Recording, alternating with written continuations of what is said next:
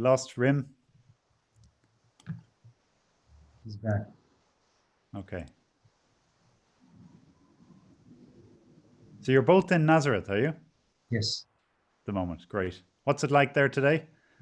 Fantastic. Lovely, very good.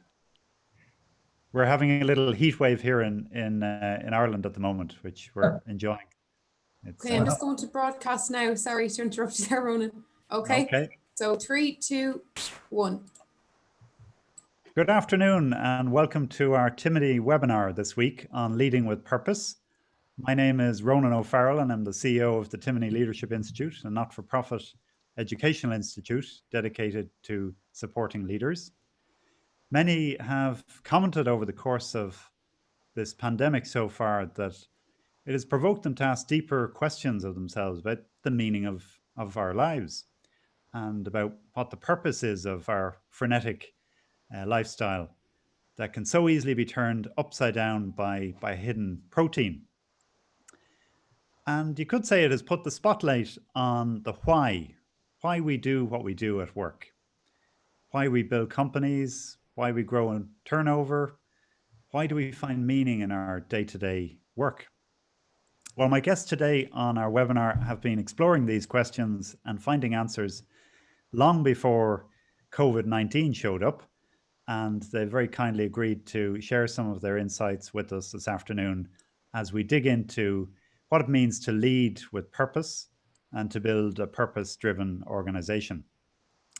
So first, Carlos Rey is Professor of Strategic Management and Director of the Chair of Management by Missions and Corporate Governance at the International University of Catalunya in Barcelona. He's also the founder of DPMC, an international consultancy firm that helps organizations build purpose-led organizations. Carlos teaches on the Timidity Advanced Leadership Program each year, delivering an inspirational series of sessions on management by missions. He's also the author of a book just published this past year titled The Purpose-Driven Organizations, which has been produced by Palgrave Macmillan. And a very accessible read, I have to admit, well worth picking up online. Carlos's consultancy firm, DPMC, is now partnered here in Ireland with the strategic agency MCCP, which is run by Kay McCarthy, one of our alumni from the 2016 program. So if you're inspired by what you hear today, you have a partner here in Ireland who can help you with it. We're also joined from Nazareth by Imad and Reem Yunus, both engineers and co-founders of Alpha Omega, founded back in 1993, which started out as an R&D subcontractor in the neuroscience field. But over the past 2 decades, they've pioneered leading-edge technology in both neuroscience research and functional neurosurgery, providing surgeons with new solutions and therapies for neurological and psychiatric diseases. And they have endeavored to lead their company with purpose. So looking forward to hearing more about that. Imad is also passionate about growing new leaders out of his community so that they can take the lead in shaping their society's future. And Rim also, who besides co-founding her own company, which she went on to develop and sell, she is passionate about promoting 3 E's: education, employment, and entrepreneurship, especially among younger generations in Nazareth and its surrounding areas, encouraging them to pursue their dreams for a brighter future. So thank you all, the 3 of you, for joining us from Barcelona and from Nazareth. Maybe Carlos, if I could jump to you first, and if we could start with some concepts. So purpose, what do you mean by purpose? Thank you very much, Ronan. Well, by purpose, let's start considering what purpose is not. Maybe this we can clarify a little bit what purpose is. First of all, purpose is not the luxury of the few. It's something that is given to all. Purpose is not something special. So some people have purpose and some others don't.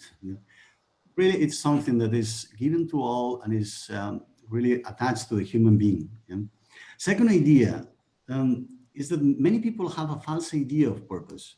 It is not a question of supporting a cause or feeling a passion. I love playing guitar. but this is not my purpose. You can think about saving the whales in the sea, but this is not purpose. No? Purpose is something more special, it's particular, particular for every person. Yeah? And the third thing, that purpose is not something new. Yeah? The ancient Greeks and philosophers really talk about the why, this ultimate meaning of things, of existence, at the end of the day. Purpose can be formulated as a sentence or an idea, but of course it's much more than a sentence or an idea. Purpose belongs to the dimension of being, is who you are, belongs to who you are. Purpose, I like to say, and I explain in that book that you showed before, is knowledge. Knowing your purpose is motivation and is action.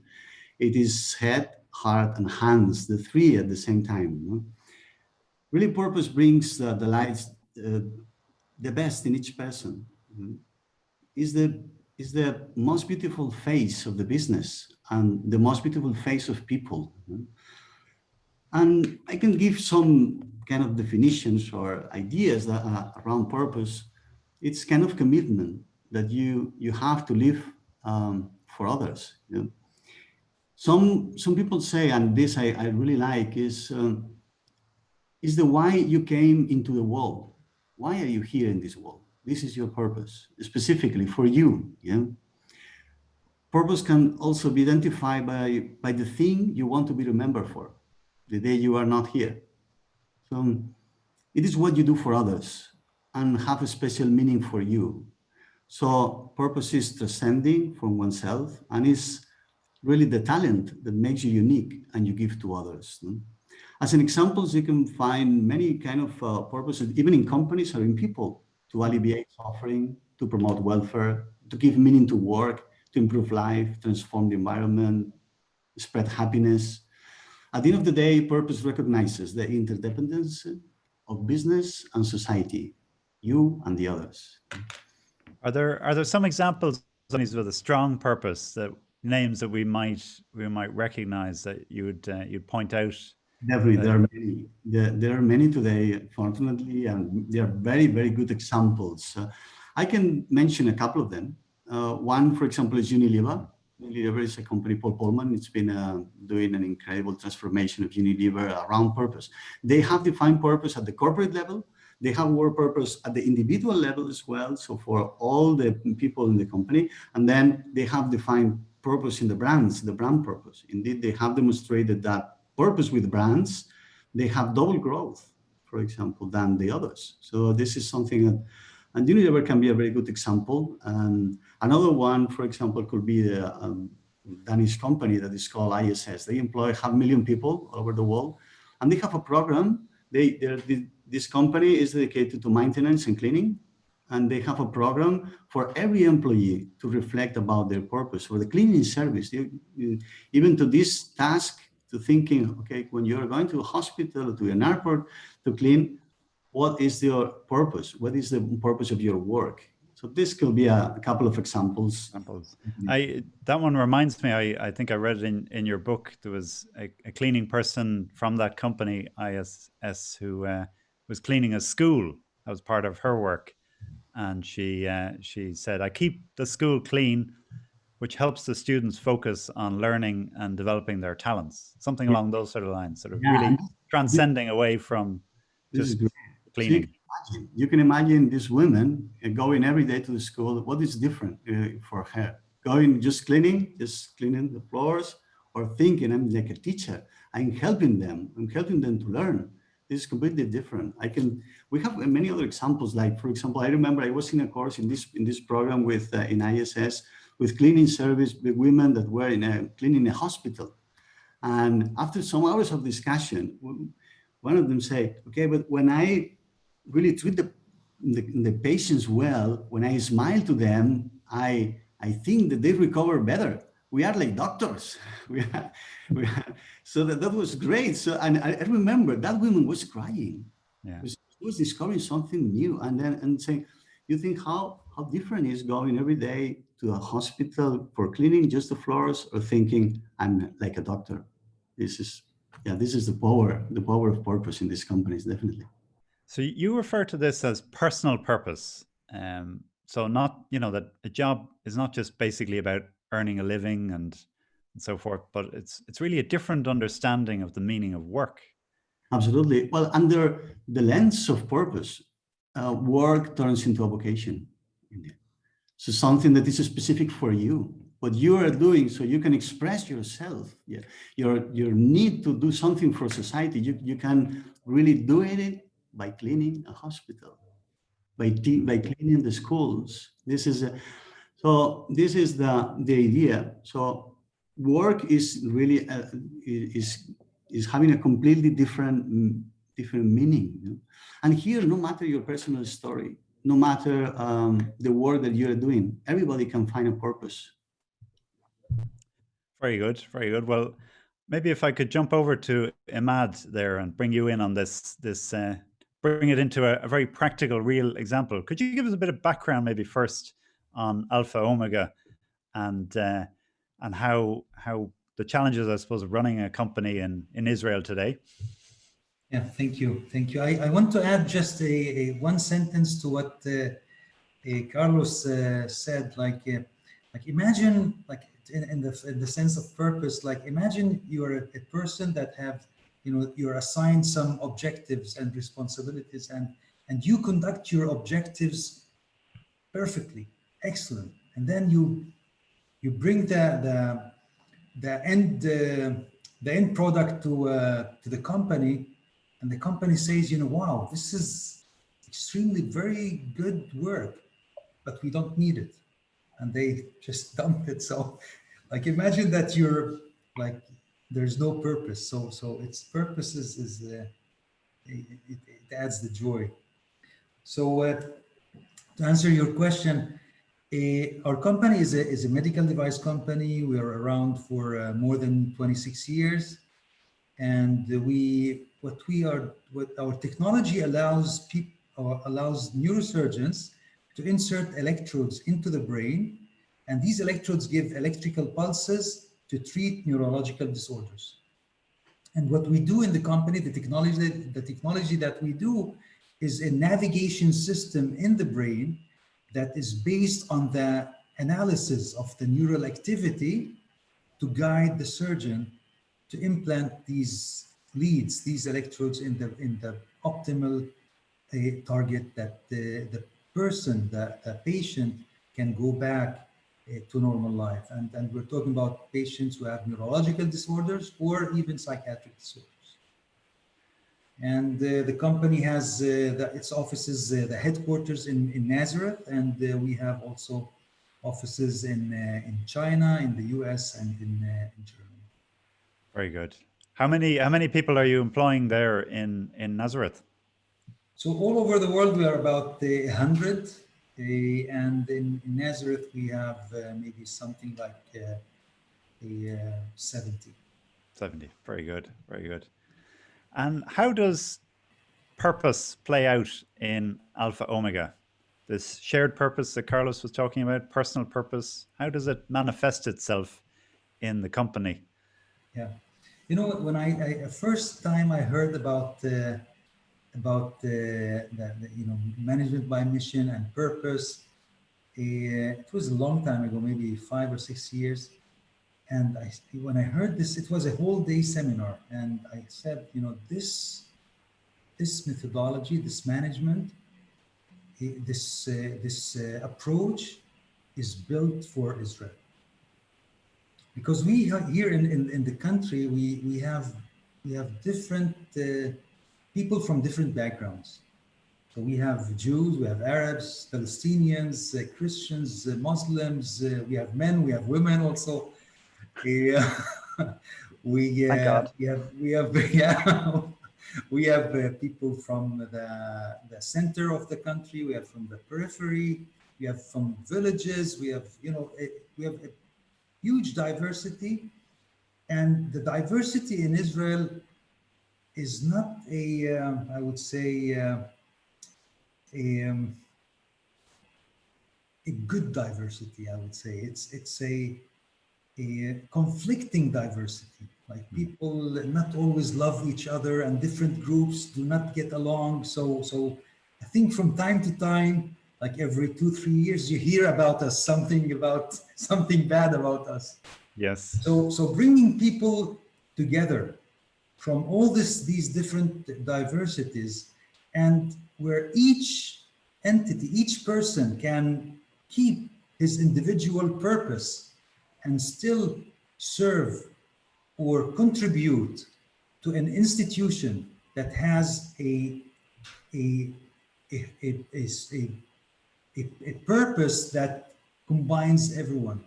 So it's a person to be able to give the most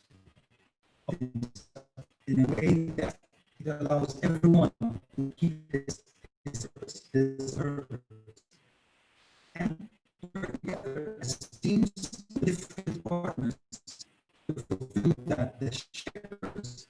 I'll intervene there, Imad. I'm not sure if the signal is working. Carlos, can you hear him okay? Yeah, no, I couldn't. No. Sorry, Imad. I think your signal dropped there. If we could just wind it back a little bit. Okay. So I will, I'm sorry. I'm very sorry. No problem. Yeah, thank you. So as I said, that there's lots of conflicts in Israel, and we have people coming from different backgrounds, and these backgrounds are not always in harmony in each other. So in a company that is living the purpose, where the purpose is not just the company's purpose, as Carlos spoke, but we're talking about each person's purpose in life. And this methodology, this management style allows everyone to keep his or her purpose and still serve the general purpose of the company, of the specific departments also within the company. Very good, very good. And Raheem, could I bring you in on maybe the practical aspect of how this got started within the company, what you went about at the start to actually introduce the concept and get other employees on board with it? Because often with these types of programs, you can conjure up the image of a big workshop with all the top people in the company going off to have a brainstorm, and they come back with this wonderful document and this is our purpose and hand it down to everybody. Was that the kind of approach, or was it something different? I mean, thank you, Ronan.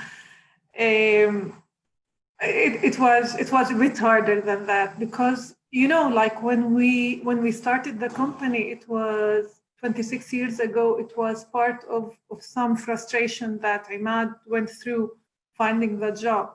So we had a very, I would say, egocentric purpose. It was, we want to create a high-tech company and employ Arab engineers who could not find a job. And when we heard, this lecture about purpose, and we discovered that we are really in the wrong track. And it resonated with us because we wanted to do something bigger. So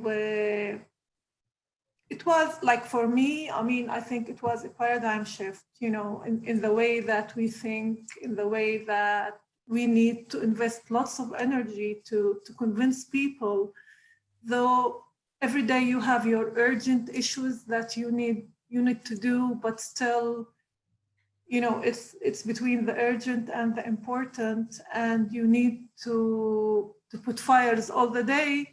And then you need to look at this and to see where we are taking the organization. Lots of resilience, magnanimity, and courage to bring different language, to start speaking a different language inside the company. It's also, I would say, very hard work and accepting moments of frustration, because like now we're talking about it as if everything is perfect, but you get those moments that you are tested in, and you have to react. But the nice thing is that you have this lighthouse that you look at and the reaction is so clear. Like if you look at it and see like why I'm here, so the decisions are much easier. Very good, very good. And is it something that you had a program to implement over a period of months, or how did you actually begin to implement it in the company? I mean, we've been implementing this for so long time. I think, you know, Carlos, more than 10 years. Yeah. Yeah. So I would say like we're not good students in this. Like we did it slowly, but I believe like we did it according to our pace, according to how we saw the company was adapting. Like we did not enforce anything, and we still like it's not the idea. The idea is that we want people to accept it because it's good, not because the management is bringing it to the table. And I still remember, you know, Carlos, the first time that we defined the mission, the purpose, you said, I mean, it's one of the rare times that the management put so much emphasis on integrity. It was very important for our management team to have integrity in our purpose. And this is so nice. Like, I mean, living the integrity was something that even Imad and me did not think about. Like, I mean, it was understood that we want to be to live integrity, but to have it in our purpose, like to be known. So it was amazing for us. So could you tell us what is the purpose? How is it defined, or the mission at the moment for your company? Our mission, I mean, I like to see it as a circle because like we have the 4 stakeholders of Alpha Omega. The first stakeholder is the company. So we want to keep continued growth. Like the idea is that Alpha Omega stays beyond the lives of Imad and Reem. Like we want Alpha Omega, a company which is built to stay. So in order to keep it sustainable, we need to grow it all the time. We need to have growth bases all the time and run it with integrity. And for that, we want to keep our customers, which they are our second stakeholder. So our customers, we want customers to come to us, and we promise them that we would exceed their expectation with our exceptional solutions. But you know, like we are 100 people and we don't know all of our customers. Who comes into action with the customers are our employees, who are the third stakeholder. And we promise our employees to grow them as leaders, as entrepreneurs, as people who have purpose in their life. But at the end of the day, we're doing this for our community, which is the fourth stakeholder. And we want all of this to go around and give back to the community. So this is the way that I circle the purpose. I think, Carlos, I never explained it to you this way, but I mean, this is the way that I see it, like a circle that it feeds itself. Very good, Carlos. What do you make of that? Very good. First of all, Reem, I have to tell you, when Ronan asked me, because in the book you mentioned, I talk about more than 50 companies. Yeah? And Ronan, when you asked me, could you bring a company? Okay, I will bring the best one. And the one is doing the purpose at best. But you know, this is something that is very common for companies that are outstanding on purpose. They think that it's not enough. They always think that it's not enough. So they always think, well, we are on the way. We've been 10 years, but we are on the way. But we are still there. We are on the way. I think this is a very good the journey. Yeah, it's a journey. It's a journey, absolutely. Yeah. Well, often, Carlos, we can talk about importance of strategic alignment, for example, in an organization. That's often a term, to get everybody aligned. But am I right in saying you believe that's not enough. That because you talk about the virtue of unity, of connecting up the whys of employees and with that of the company, both personal and organizational. How is that different or more have more depth than strategic alignment? Well, strategic alignment is more related to the how to do things. And this is very important, it's crucial. I mean, you cannot build an organization without this strategic alignment, that you need to define direction, then you need to put the means to achieve that, and then you need this alignment. This is very important, but it's not enough to build really an institution. So to build as a company, as an institution with some certain ends, you need to build unity. And unity is this connection between this personal purpose and the organizational purpose. At the end of the day, it's this commitment of people with the organizational purpose. So this unity and alignment, they complement each other. So you have to really understand how with unity you can create more alignment. Also with better unity, with this, then you can build more robust companies and also more coherent companies. And as Reem, as you mentioned, it is everything about the integrity. So what is going to give you the integrity is this unity at the end of the day. So is when really the company is moving in a spontaneous way to doing the purpose. Okay. And when you talk about integrity there being an important part, both Reem and yourself have mentioned it now. What, like if Imad and Reem, you weren't there in the company, would that purpose continue on in the weeks, months ahead? Is it something that's intimately tied to both of you, to the passion and belief and integrity that you have? Or is this something that you have now hardwired into the organization? I mean, when we start talking about purpose, I mean, and the changes that it does in the organization, I mean, the first person to change is me. It changes my attitude. So instead of being a task manager or a person who sets objectives for people,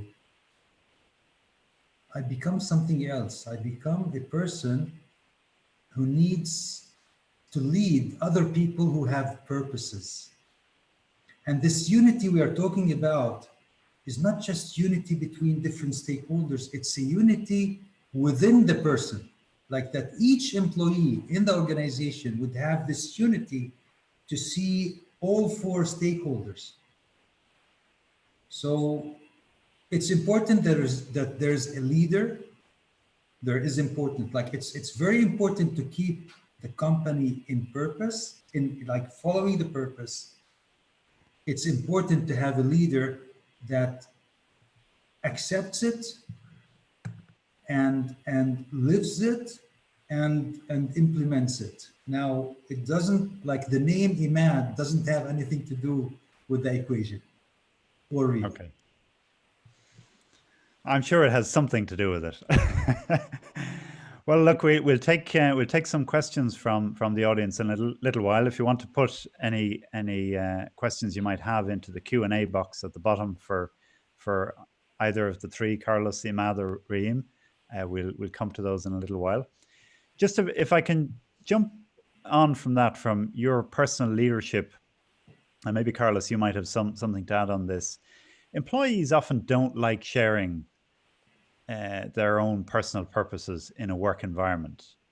I mean, first of all, they might know if they have one or have thought about it, but they might not trust that it would be respected or valued. What in general can you say can leaders do to facilitate that, the feeling that their personal purpose will be not only respected, but actually seen as part and parcel of the purpose of the company, that unity that you're talking about? Yeah, this is very common. I think that for many years we have been teaching indeed in business schools, and I remember the 90s and the 2000s, that, okay, there are two separate worlds. One is professional, and you have to be a professional. The other thing is your personal life. And this probably has been taught for many years, and many people is thinking in this way today, and they are reluctant to say, okay, purpose, this is a personal thing. It's not related to this. But you know the thing, it's very difficult to talk about organizational purpose if you are not really taking care about your personal purpose of people. Because really, if you want people to take care about your organizational purpose, you have to care about their individual purpose. And this is something very important for them. And of course, we have many of these situations in companies. I always give the same advice. Okay, for the manager, for the CEO, for the president, start talking about your personal purpose. Share yours. So explain them, but okay, maybe not in a speech to everybody. Do it one by one. If the president, Mr. President, take your CEO, your general manager, and explain them. This is my purpose. What do you think about this? When you answer, when you make this question, then probably he will say, okay, I love it. And mine is this one. And you start these meaningful conversations as well. And this is probably one way to do it. Of course, then you have other ways when you have to communicate to others.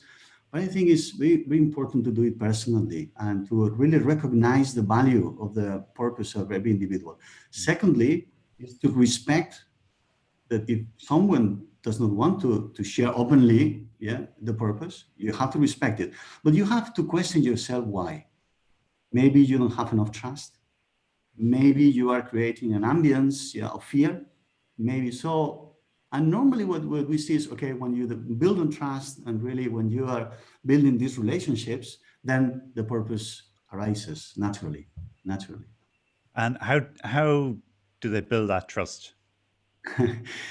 Trusting others. There is a lot of experience in this and trusting others. You have to start. You have to do the first step. You have to do it. Trusting others. Absolutely. Very good. And Rayam, could I ask you on a practical level, how did you build the trust there with your team when, I mean, you alluded to it, or Matt alluded to it there earlier, that there are tensions that employees are bringing in to the business from outside, from culture, from the country, from what's going on. And how did you manage to build that trust among employees and with yourselves? I mean, it's a hard question. Like you're asking me as if I'm there, as if we are 100% building trust. Like it's a process, I believe. I mean, and the process, as Imad said, like it starts deep inside, and we have to believe in it. We have to be the role models for other people. But I mean, the most important thing that I learned from this personally, that you have to love the people, the person in front of you, to decide out of caring and not out of your own wants, what you want. So it's so important to reflect on how can this person be better, though the decision might be a little harming to me. So bringing the person in front of yourself, before yourself, I think is a good exercise. Sometimes we forget, but we try to correct all the time. So I'm trying to build that trust. Sometimes I have my bad days and I have my good days. We all do. Yeah, but having this, in your mind all the time, thinking about it, like what's good for you, not for me, but what's good for you. So people feel that when you are genuine, when you are sincere, when you are caring, and when you are loving, like these emotions, I don't believe that they can be faked. Like people feel if they are true or not. So very good. And Imad, if I could come to you, in what way has it, if we had an employee here on the webinar with us, what would they say about it from their perspective? How has it helped them in their role in the company? Yeah. Well, it's it's tough to work in Alpha Omega. It's not easy.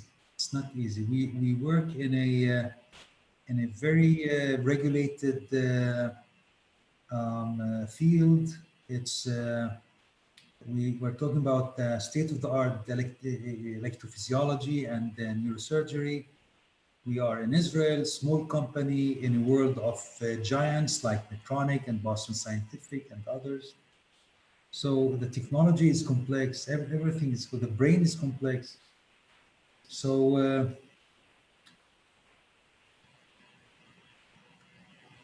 like every person needs to know why am I doing this? Like at the end of the day, every one of us, like we want to be happy doing what we're doing. And like purpose serves this. Like it's not a matter of skills and objectives, but there's a meaning. There's why I'm doing this. Now, not all employees in Alpha Omega, like no one have came to me and said, I hate you and I hate the purpose of your company. No one have done this yet. But some of them, they love it and they try to work according to it, and some they act. And we have, like we are in a place that, for example, if we take the Palestinian Arabs, or if we take the Jewish immigrants from Russia, I mean, these people have been in an institution that the institution and its purpose was not so good with them. Like and if we take the Christians, even within the Palestinian community in Israel, I mean the institution, the Israeli institution, does not embrace all its children equally, let's say. So so there's this challenge here that you know, they would not follow or would not you know, embrace purpose. But what Carlos keeps teaching me and what I experience is that there's the personal purpose also. The personal purpose. So we're not trying to melt everyone into one purpose.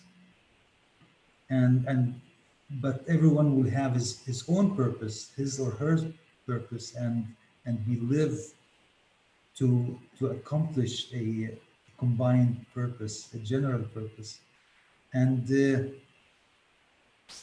sometimes people also here are not ready to have a purpose or to have a serious purpose in their lives, to follow it, because it's hard. Like it's hard to be like when someone has a purpose, you're talking about a leader, right? I mean, what do you mean? Like a leader that is at least is leading him or herself to somewhere, and it's hard. It's hard to set a goal and follow it, because you need to have many values and many competences to be persevere, to be courageous, to be honest, to, you know, to be humble, to like so. So, you know, the person, the employee, the manager, I mean, we are complex human beings. So certainly are. And Carlos, maybe if I come just pick up on that point, you know, we often make the point in Timony that leadership is first and foremost about leading oneself before leading others. And I know you share this view and see it as essential to lead from purpose. But can you spell out a little bit for the leaders who are listening today, just what are the implications of that? What does that self-leadership in terms of purpose entail? Absolutely. I think the first thing you have to consider is knowledge, self-knowledge. It's about knowing yourself, knowing really what are your strengths, what are your abilities, what are the good things that you're doing. And don't think that this is obvious. Yeah, sometimes the obvious things are blinded to us. To put you an example, as you said, I'm a strategy professor. And I was just making one workshop. I was participating on the workshop to identify your strengths. And I was doing my strengths in a list, and I was sharing this with some friends. And then I said, okay, I'm a strategy professor, so my biggest strength is to give a strategic insight. And then I said this to my friends. They said, well, I mean, I will not say you're bad on this, but okay, I will not say this is you're the best. And I was very upset. So I started calling some people that I know. For example, I call Ayman, maybe you remember, and I called some other companies, and they said, what do you think? Okay, your strategic insight is not, but you're very good in giving meaning to situations. You give meaning to things. And that is what is helping us to really making sense of situations, and then to make a course of action, to define a strategy. Okay, so sometimes, yeah, first is knowing yourself, and this is very important. You have to ask people, ask your wife as well about, ask your couple and friends. And the second thing, and it is, and this is really a personal journey, is what we call self-awareness. Is knowing about your values, your real motivations. And for this, you have to dig really into yourself and really understanding what are your motivations. Why do you really wake up every morning? And this is not something obvious. And really, what are your values? But not the values that you are supposed to say because you are living in this situation. No. Tell me, what are your values, your personal values? And okay, this is self-knowledge and self-awareness and this social consciousness, we can call. These two things, they come together, and this can really talk you about who you are and what is your purpose. Very good, very good. We've had a couple of webinars recently where we've dealt with this whole area of self-knowledge and self-awareness, because in Timony we're using a particular tool to help us with that, called the B5 Plus, which has been very helpful just in getting to understand those strengths and maybe weaknesses that we wouldn't be aware of off the top of our tongue, but when you get back in behind the personality that's there, you get an insight into who you are. Yeah, so it's very, very powerful, isn't it, to know, not just know yourself, but yes. So first thing is knowing yourself, okay, but second thing is knowing others. And as Reem said, I like a lot what you said. I mean, leadership is about loving people. It's about loving others. It's really, and here there is a really, love really is the base. Is really, is the space where purpose is arising, and this is very important. This is the breeding ground of purpose at the end of the day. So here you have to ask yourself, how much do you love those who work with you? Yeah. What will you be willing to do for them? Mm-hmm. Do you know really your people? Do you know their personal stories, their values? Do you love them when they explain them to you? So this is the kind of conversations we said before, and this is what Reem was she was expressing, and Ayman. This is changing yourself. First, you have to change yourself. I like a lot what you mentioned, Ayman. It's about me, so it's changing myself, but then going to others, loving others. Yeah, these two things, I think, is knowing yourself and then knowing others, loving others. Definitely. And in a company environment, what do you mean by loving others? Loving others is not a sentimental love, first of all. It's not a sentimental love. I see Ayman saying, it's not a sentimental. This is very important. Let me explain you a story. When I was 26, I was appointed general manager of a company of 500 people. And the president called me and just to explain to me, okay, you're going to be the new general manager, etc. And I said to the president, thank you very much. Really, I'm really pleased, but I'm 26. I mean, all the managers are doubling my age, etc. And he said to me, Carlos, you must love your people. love your people. You know, I came out to these meetings thinking, okay, these are nice words from a president. When you don't know what to say, you say, love your people, and that's it. I say, but okay. So 1 year later, I went to present my results to the board, and I presented the results and everything. And then the president called me after the meeting and said, Carlos, how are you? How's your family, etc. I said, very well. And then he said, Carlos, do you love your people? I was not prepared, really. I was prepared for many questions in front of the board, but not for that one. And I said, I try. 1 year later, I had a problem with a serious problem with labor in the company. I went to visit the president. I explained to the president the problem and asking for some advice. He said he was listening to me very carefully. And after that, he said, Carlos, do you love your people? Do you truly love them with true love?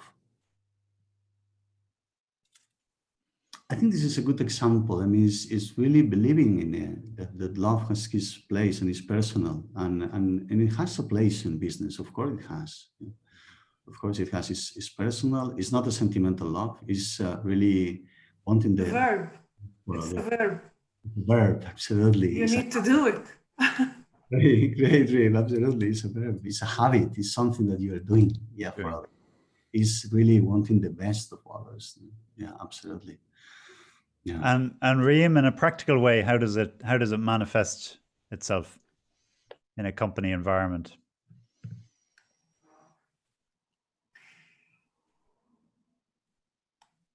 I believe, like, what we did here in Alpha Omega, bringing all of these people together, sharing these great ideas about purpose. Some adapted more, some adapted less.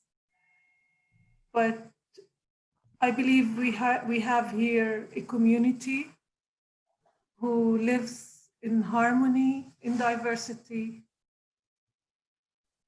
Though we have all of these challenges out of us, out of the company, all of the conflict that we are living in Israel, and we're still able to come here to serve our clients, to serve our purpose together, Jews, Arabs, Palestinians, Christians. So I believe, like, it's huge. The thing that is happening here, though we criticize it all the time, we want it to be better.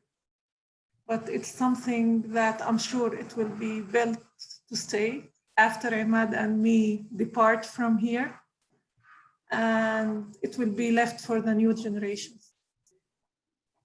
Very good, very good.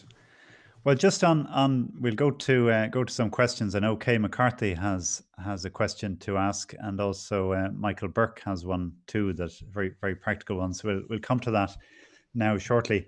Just before we do, could you say a quick few words maybe on? There are some similarities between the kind of challenges you've mentioned there in the diversity within cultures. We have similar challenges here in Ireland, especially in the north of Ireland.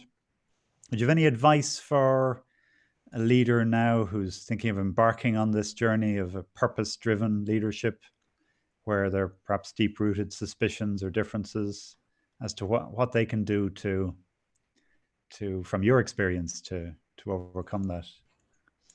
Either Imad or Reem, if either of you have something to add to that.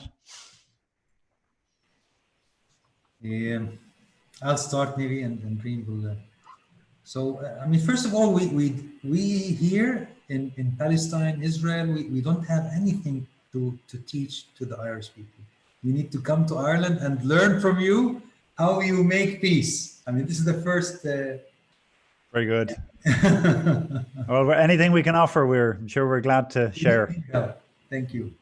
So, as far as leading by purpose and changing the management style, I think it's beautiful. Like, it's a challenge. It's a great thing. Like, it converts the company from being a manufacturer of products to also manufacturer of leaders. Like, you create, as in the process of building products and competing and marketing and selling and manufacturing and addressing the quality and everything, you are also creating leaders, small leaders, bigger leaders, with purpose, with integrity, with values. And it's so rewarding. It's more rewarding than final, like maybe, you know, having finishing the year with a profit that more than you expected. So it's very rewarding. It's very rewarding. But one thing, it's you need, as Carlos and Dream said, you know, when you develop the leadership of a person, or when you allow the inside purpose of a person to come out, and he's not afraid to do so, you need to expect that you may see something not nice. And you need to accept him or her with the unniceness, with the unnice character that he or she are bringing out. And this is the challenge, to how to work with every employee to improve as a person and as a professional. Very good. Very good. Okay, well, we'll go to Kay McCarthy, if she's there, from MCCP. Thanks, Roland. Good afternoon, Carlos, Imad, and Reem. A great session, and obviously at MCCP we're delighted to be working with Carlos's team, DPMC, to bring management by missions to Ireland and the UK. A lot of leaders, I suppose, right now are faced with more immediate challenges as we move through COVID. This is for Carlos, maybe to start with, and this could include restructuring their entire business. And for many large companies, we're seeing lots of big job losses, etc. So how can Purpose help them do this better to get back and to create sustainable growth through COVID times? Well, very good one. Thank you very much, Kay. Very nice to hear you again. I saw that you were listening. We were talking 2 weeks ago. It was, or 3 weeks ago. Yeah, it was very interesting. Thank you. So yeah, I think now it's a very interesting situation where Purpose really is. It plays a key role. You know? You can distinguish two kinds of companies. The companies that probably they have a purpose for many years, and really they have been like Matt and Reem and many others, like I said, Unilever, etc. For those companies, it's a source of resilience, and this is very important. Now, purpose is the biggest source of resilience. When you have a strong purpose, really, people is really acting and making decisions, and really making decisions by with sense of purpose, and this is very important. I remember it was, I think, 1 year ago, I was giving a conference, a lecture, and then in a company, and then after the meeting, I had one people in the audience was very reluctant about this topic of purpose, and he raised a hand and say, can you fire someone with sense of purpose? And then the president took the floor, and without allowing me to answer, he said, I could not do it otherwise. I mean, I think, and this company really was a very good example on how really purpose can help you to make even tough decisions. Tough decisions will be really made with more consistency, and people will understand better with sense of purpose, no doubt. And I have seen these examples in many companies. I have seen this experience in many companies today that are making, of course, they're taking tough decisions. We cannot say that for purpose-driven companies, this crisis is not affecting them. Of course, it's affecting them. It is affecting them a lot. We have companies with now 20% of the turnover they had last year, and they have to make decisions, tough decisions. Okay, but these decisions, even these decisions, have a meaning, and this is a very important thing. Okay. Then you have companies that they don't have this strong sense of purpose, and they would like to have it. I think for these companies, what I recommend is, there is a relationship between purpose and crisis, and you can understand this personally very. When you have something very strong in your life, you have a hit, then you are asking yourself, okay, why all these things? So then this is happening in companies as well. So they have they are trying to find a meaning to this, to what is happening today. Okay, we have COVID, but in front of the COVID now we have these layoffs, we have these situations, we have the, so they are asking why, and then the purpose is arising. Some kind of purpose is arising. So here is very interesting. Where I recommend these companies, okay, listen to your people, listen what kind of purpose is arising from them. And we have seen many interesting things that people think, okay, for society, for others, and or for the clients, or how they are making certain sacrifices. So gather all this sense of purpose and start from there. You know, I would not recommend now to really make a sentence, a very nice sentence as a new crafted purpose. No, I would not recommend, not in this situation now. Really recommend start really making this a small conversation. Listen to your people. Listen to your people. What is the meaning that they are giving to this situation? And from there, yeah, start understanding what the purpose of your company is. Yeah. Thank you very much, Kay. It is.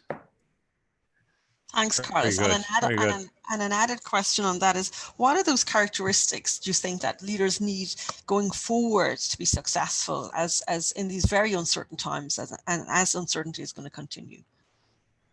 Well, I think now we have to avoid the two situations. One is to become, especially for purpose-driven companies, you have to avoid become paternalistic. I think it's not, it's not the same being paternalistic than being really a purpose-driven leader. So, and you have to avoid that. You have to make these decisions come from the reality. At the end of the day, sometimes you are paternalistic, I mean by trying to defend some values or some principles, but without really taking into consideration what is the reality you have to confront. Yeah, and this could lead to even worse situations in future. And the other one is to become aggressive.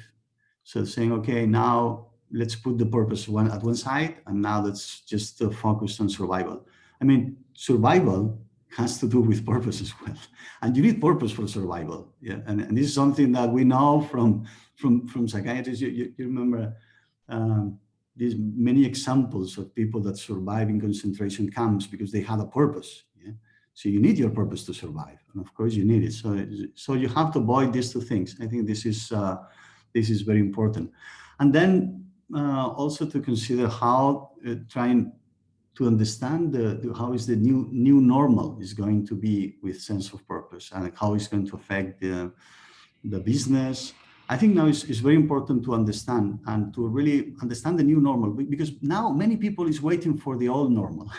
So all we want the old normal, and then probably we are going to interpret the things that are going to happen, saying, okay, you see, now the meetings are not online. Now we have this, but really the world is going to be different. So it's very important to really pay attention to what are the signals of this new normal for your company as well.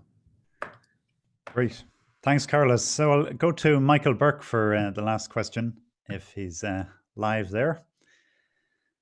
And let's see. Okay, he's not appearing there. So I just read out, he's asked a question on the Q&A to Raim and Imad. Obviously, with a company of 100 people, to understand each individual's purpose is quite an investment of time. Do you delegate this task or manage it directly yourselves? And also, is this task integrated with your employee performance review? So yes. If either, okay. So it's delegated, and yes, it's built into the annual review, the quarterly review. So there's the mission or the purpose of the company. There's the shared purpose of each department, and then what objectives I did as each employee, and how did it reflect on my purpose and on the purpose of the company. So this is very, very structured in what Carlos told us. Very good, very good.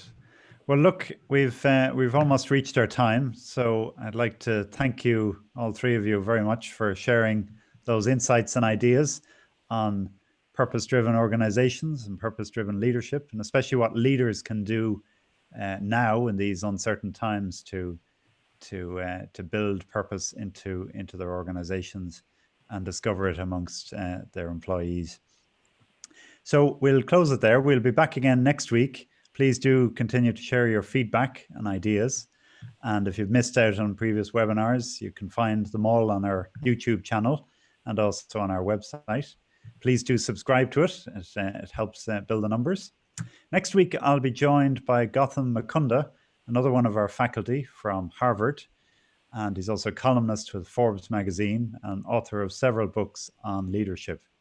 He will be sharing some insights we've learned on crisis leadership in these times. And until then, stay safe and stay the course. Have a great week and enjoy, here in Ireland at least, the lovely fine weather we're having these days. Thank you very much. Thank you. Bye-bye. Thank you. Thank you. Thank you. Thank you.